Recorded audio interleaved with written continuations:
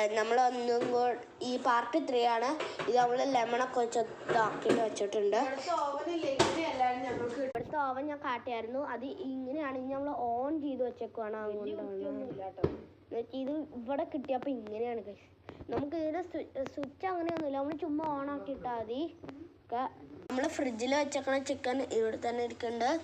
ഇച്ചിരി നേരം കൂടി ഇരുന്നാൽ മതി, അതായിക്കോളും. ഓക്കെ, ചിക്കൻ ഫ്രിഡ്ജിൽ നിന്ന് എടുത്തു. ഇനി അത് ഓവനിട്ട് വെക്കാം. പൊട്ടറ്റയും കൂടെ അത് ഇട്ടിട്ടുണ്ട്. ഇനി പൊട്ടറ്റയും കൂടി ഇട്ടിട്ട് നമ്മൾ ചിക്കൻ ഒന്ന് ആക്കി തന്നിട്ടുണ്ട്. ഇന്ന് ആ പൊട്ടറ്റോ ഒന്നും കൂടെ ചെറുതാക്കണം. വലിയതായിട്ടാണ് ഞാൻ കട്ട് ചെയ്തത്. പൊട്ടറ്റോ ചെറുതാക്കിയിട്ട് നമുക്കൊന്ന് കാണാം. ആ പൊട്ടറ്റൊക്കെ ചെറുതാക്കി ഇനി അത് ചിക്കനിൽ ഇട്ടിടാൻ പോകണം. അത് കഴിഞ്ഞിട്ട് കാണാം. അതുകൊണ്ട് നമ്മൾ ഇച്ചിരി ആ ചിക്കനിൽ ഇട്ടിട്ട് ഇച്ചിരി ഒരു പാത്രത്തിലിട്ടിട്ട് 2 പാത്രത്തിലല്ല വെക്കണേ, 2 പാത്രത്തിൽ ഈക്വൽ ആയിട്ടാണ് വെക്കണേ നമ്മൾ. അപ്പം അങ്ങനെ